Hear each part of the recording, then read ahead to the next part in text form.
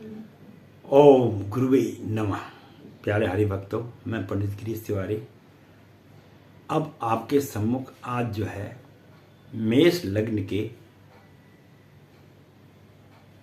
प्रथम भाव से लेके 12 भावों में अगर राहु देव विराजमान हो जाते हैं तो यह व्यक्ति के जीवन पर किस प्रकार का प्रभाव डालते हैं, इसके विषय में हम व्याख्या करेंगे।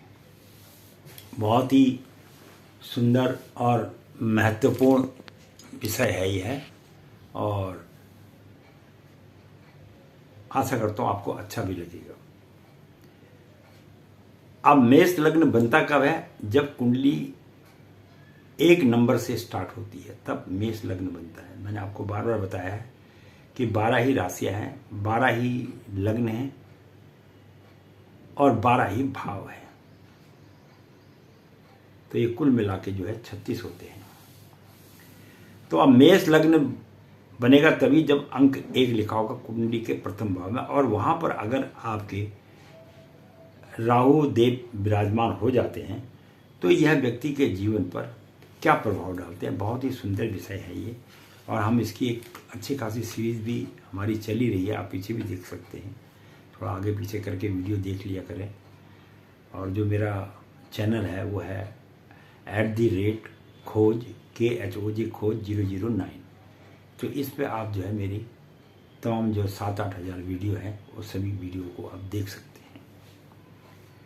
तो पहला स्थान जो है केंद्र का स्थान होता है, और यहाँ पर अगर प्रथम भाव में राहु देव विराजमान हो जाते हैं तो यह है अपने शत्रु की राशि में, क्योंकि पहला स्थान मंगल का घर होता है और मंगल के घर में राहु विराजमान हो जाते हैं, तो राहु के प्रभाव से व्यक्ति के शारीरिक सौंदर्य में थोड़ी सी कमी आ जाती है, ऐसा ज्योतिष शास्त्र कहता है।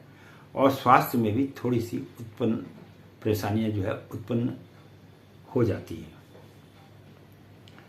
और जो है उसके हृदय में हमेशा चिंताओं का निवास रहता है, और व्यक्ति अपने जीवन काल में उन्नति के लिए बहुत अधिक युक्तियां करता है और आश्रय भी लेता है।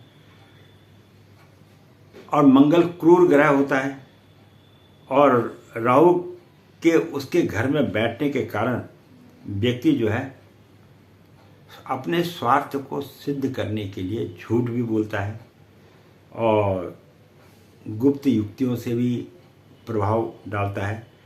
हिम्मत भी होती है उसके अंदर में, और गुप्त बुद्धि का आश्रय भी जीवन में वह अपनी तरक्की के लिए लेता रहता है, ऐसा ज्योतिष शास्त्र कहता है। अब अगर द्वितीय भाव में, ज्योतिष के द्वितीय भाव में अगर जो है मेष लग्न हो और यहाँ पर जो है शुक्र द्वितीय भाव में विराजमान हो जाते हैं, तो व्यक्ति को जो है उसके प्रभाव से, क्योंकि शुक्र का घर है द्वितीय भाव, और वैसे शुक्र और राहु के आपस में मित्रता भी है, ऐसा कोई नहीं है, लेकिन फिर भी उसे चिंताएं बनी रहती हैं और अनेक प्रकार के कष्ट उठाने पड़ते हैं, क्योंकि वह गुरु के संरक्षण में रहता है। कुटुंब में क्लेश और परेशानियों का सामना भी उसको करना पड़ता है, और अगर ऐसी स्थिति में ग्रह बैठा हुआ है तो व्यक्ति जो है गुप्त युक्तियों के द्वारा जीवन में कार्य लेता है, और बार बार हानि का सामना करना पड़ता है, क्योंकि गुरु उसको, राहु को धिक्कारते रहते हैं। यह भी ज्योतिष शास्त्र के अंदर में बहुत सटीक एक जानकारी है।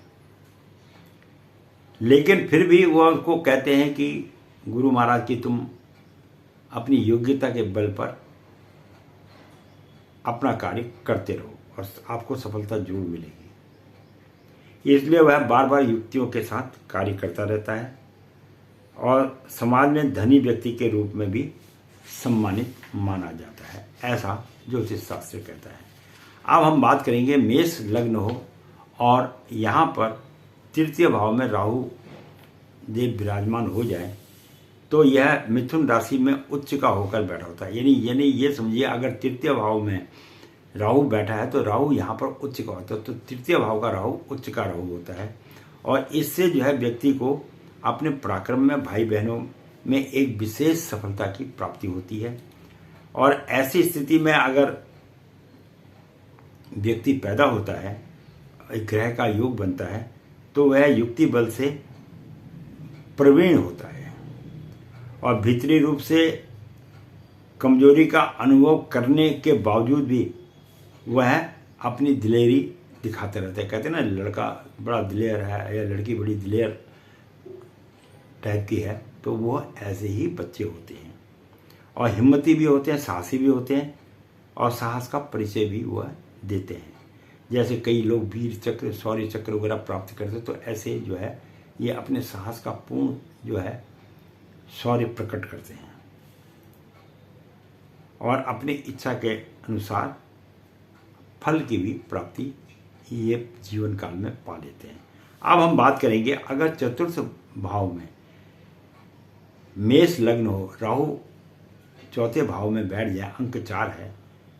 मेष लग्न तभी होगा जब अंक 1 होगा, ये इस बात को आप हमेशा याद रखिएगा।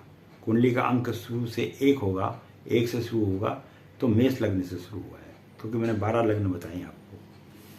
तो यहाँ से जो है वह यह भूमि, माता, भवन, मकान और शत्रु चंद्रमा की कर्क राशि में बैठे हुए राहु के प्रभाव से जो है व्यक्ति को माता से, भूमि से, मकान से और मातृभूमि से, जैसे कई लोग अपने गांव वगैरह छोड़ देते हैं और छोड़ के शहरों में बस जाते हैं, तो ये ऐसे ही लोग होते हैं जिनके चतुर्थ भाव में राहु मेष लग्न में विराजमान होते हैं।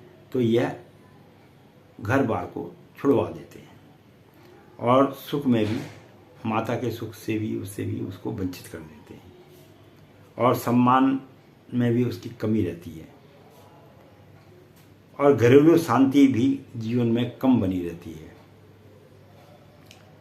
और ऐसे व्यक्ति हमेशा जीवन में मानसिक अशांतियों के कारण दुखी भी देखा गया है और उसका शिकार भी बन जाता है।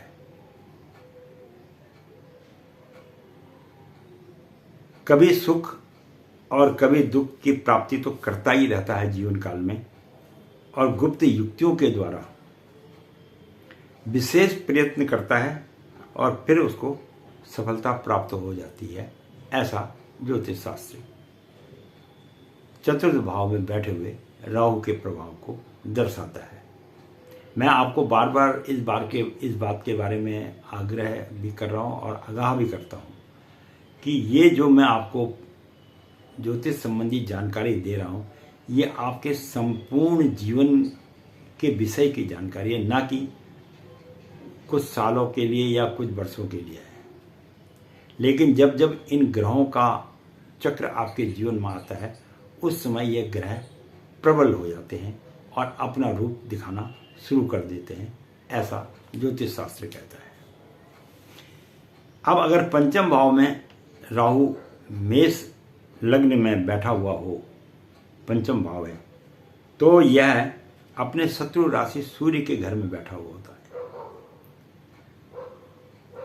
तो इसके कारण राहु के जो विद्या अध्ययन के क्षेत्र वगैरह होते हैं, अगर ये समझना किसी व्यक्ति के पंचम भाव में राहु बैठा है तो उसको अपने जीवन काल में विद्या के मामले में थोड़ी सी कठिनाइयों का सामना करना पड़ता है, क्योंकि सूर्य के घर में बैठा है तो सूर्य जो है राहु को शत्रु मानता है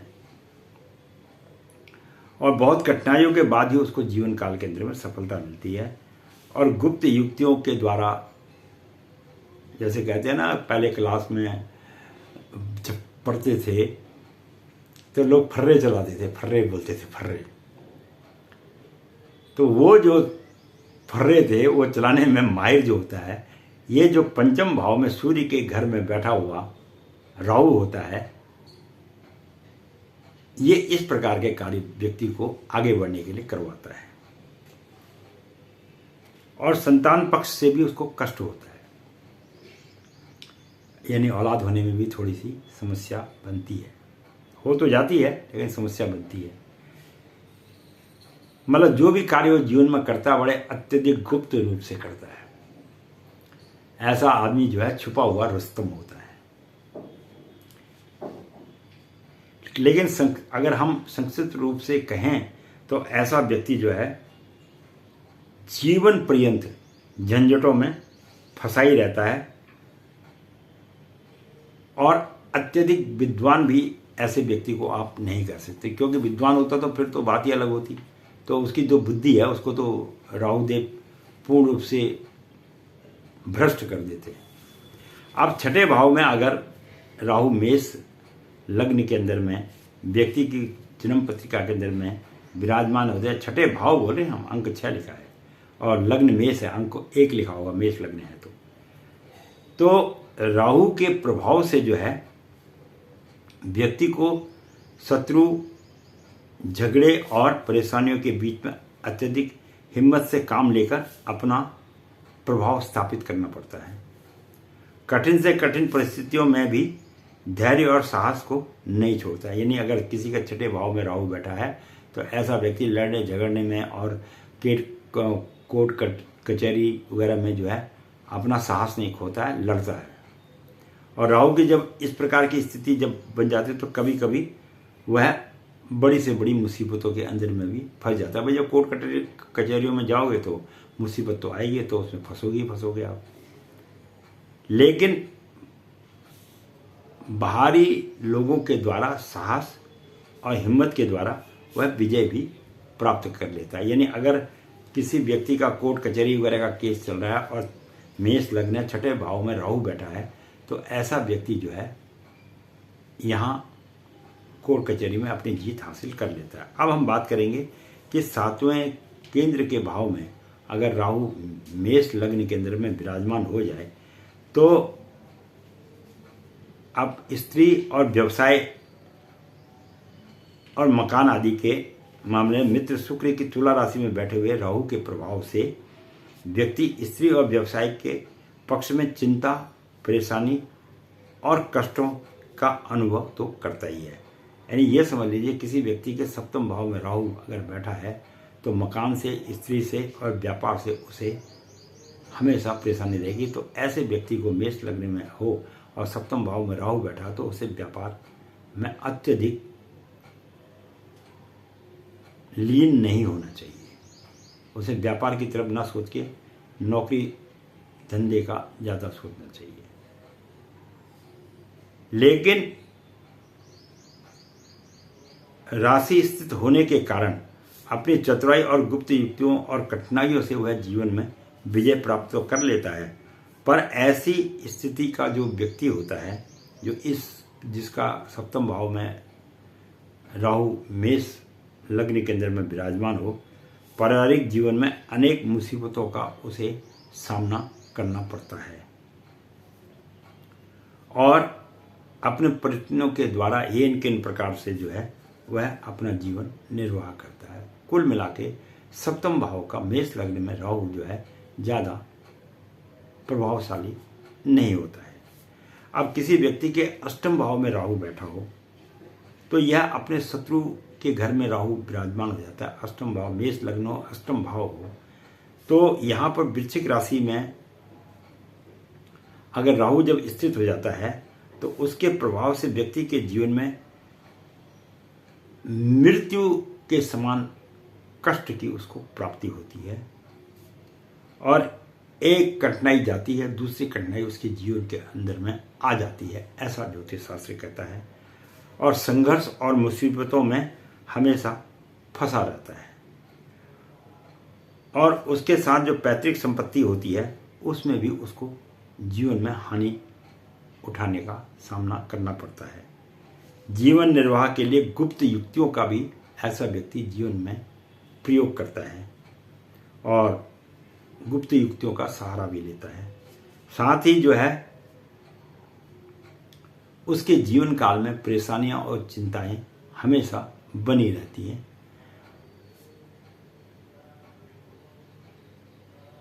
ऐसे जो व्यक्ति होते हैं जिसके अष्टम भाव में राहु बैठा हो और मेष लग्न हो तो अष्टम भाव में बैठे हुए राहु के कारण व्यक्ति को जीवन पर्यंत जो है दुख का सामना करना पड़ता है।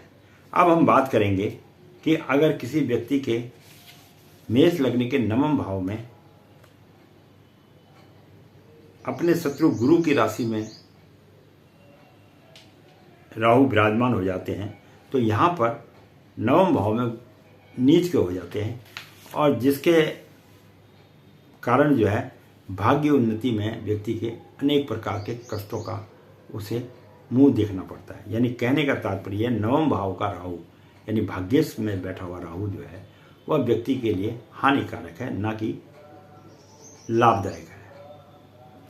कठिनाइयाँ और परेशानियाँ तो जीवन पर्यंत उसे आती रहेंगी। मैंने आपको पहले ही बोला था कि मैं जो भी आपको ज्योतिष के संबंध में जानकारी दे रहा हूँ ये आपके संपूर्ण जीवन के बारे में है, लेकिन इसका प्रभाव अन्य समय में तो कम हो जाता है, लेकिन जब जब दशाएं और अंतर दशाएं आती हैं उस समय इनका प्रभाव प्रबल हो जाता है। लेकिन धर्म के मामले में उसकी श्रद्धा बनी रहती है। अगर ऐसी स्थिति में व्यक्ति जन्म लेता है, इसका ग्रह बनते हैं, अगर भाग्य में राहु आ जाता है नवम भाव में, तो निराशा और कष्टों भरा जीवन उसका रहता है, और तकलीफें उठाने के बाद ही बहुत ज़्यादा तकलीफें उठाने के बाद ही उसे जीवन काल के अंदर सफलता मिलती है। अब हम बात करेंगे मेष लग्न के दसम भाव में अगर राहु देव विराजमान हो जाए तो यह व्यक्ति के जीवन पर क्या प्रभाव जाता है। यह केंद्र का भाव होता है दसम भाव। मेष लग्न का एक अंक है और दसम भाव में राहु बैठा हो तो वहाँ अंक 10 होगा। तो यह अपने जो है मित्र की राशि में शनि देव के घर में बैठा हुआ है। दसम घर जो है शनि का होता है, और मकर राशि में बैठने के कारण जो है पिता और राज्य के पिता द्वारा और सरकार द्वारा जो है उसको कठिनाइयों के परेशानियों का सामना करना पड़ता है, और मान प्रतिष्ठा नौकरी और व्यवसाय के क्षेत्र में भी उसे जीवन पर्यंत कष्ट उठाना पड़ता है। नौकरी भी करेगा, व्यवसाय भी करेगा, लेकिन कष्टों के साथ करेगा, ऐसा ज्योतिष शास्त्र कहता है। और भाग्य उन्नति के लिए उसे बहुत ज़्यादा प्रयत्न करने पड़ेंगे, जिसके दसम भाव में मेष लग्न के दसम भाव में अगर राहु देव विराजमान है। लेकिन कुल मिला के हम यह कह सकते हैं कि जो ऐसे स्थान पर अगर राहु विराजमान हो जाए तो व्यक्ति दुखी, चिंतित और परेशानियों का जीवन पर्यंत शिकार होता रहता है, कष्ट भोगता रहता है। ऐसा ज्योतिष शास्त्र के अंदर में ग्रह राहु ग्रह का प्रभाव देखा गया है। अब हम बात करेंगे कि मेष लग्न एकादश भाव के अंदर में अगर राहु देव विराजमान हो जाते हैं तो यह व्यक्ति के जीवन पर किस प्रकार का प्रभाव डालता है। तो यहाँ पर भी वह अपने मित्र के घर में ही बैठा हुआ है, और इसके प्रभाव से राहु जब शनि के घर में बैठा है आमदनी तो उसकी बहुत अच्छी हो जाती है। अगर 11, क्योंकि 11वां भाव लाभ का भाव भी है, इस बात को भी आपको मानना चाहिए, और धनोपार्जन के लिए लाभ का योग बनता है। लेकिन अंक मेष लग्न के अगर वहाँ जहाँ बैठा है राहु 11वां अंक हो, लग्न मेष हो, अंक 11 हो, तब आपके साथ में धन की कोई ज़्यादा समस्या नहीं बनेगी। लेकिन राहु जो है क्रूर ग्रह होने से लाभ के लिए व्यक्ति को कठोर परिश्रम भी करवाता है। लेकिन कभी कभी जीवन काल के अंदर में आमदनी में कमी और हानि के योग का भी उसे सामना करना पड़ सकता है। गलत कार्य, क्योंकि राहु गलत कार्य कराएगा, गलत कार्य कराओगे तो नुकसान भी होगा, हानि भी होगी, लाभ भी होगा, हानि भी होगी। तो ऐसे जिसका 11वें भाव में राहु विराजमान हो, ऐसे व्यक्ति के बारे में यह कहा जा सकता है कि यह परिश्रमी, स्वार्थी और ऐश्वर्यवान और संपत्तिवान तो होता ही है। ये चाहे कुछ भी कहे, अपने ऐन कैन प्रकार से उधार लेके कुछ भी करके जो है अपने जीवन को खुशहाल बना लेता है। अब हम बात करेंगे कि मेष लग्न हो और 12वें भाव में राहु देव विराजमान हो जाएं तो यह अपने गुरु शत्रु की राशि में विराजमान हो जाते हैं, क्योंकि 12वां भाव बृहस्पति का गुरु का है गुरु का घर माना जाता है। तो इसके प्रभाव से व्यक्ति जो है अधिक खर्च करने वाला बनता है और विशेष कठिनाइयों के साथ और मुसीबतों के साथ उसको जीवन पर्यंत अपना जीवन निर्वाह करना पड़ता है, क्योंकि जो व्यक्ति जीवन में ज़्यादा खर्चीला होता है कभी ना कभी तो उसके सामने समस्याएं तो खड़ी होती ही होती है। लेकिन बाहरी स्थानों से उसे जो संबंध बनाता है उससे उसे जीवन पर्यंत कष्ट रहता है। लेकिन शुक्र ग्रह की जो उपस्थिति व्यक्ति के शान शौकत को ठाट बाट के कर्मों में अधिक खर्च करवाने वाला भी यहाँ पर देखा गया है। और इसके कारण जो है समय समय पर जो है कठिनाइयाँ भी आती हैं और कभी कभी वो अपने आप को एक उच्च श्रेणी का भी महसूस करता है।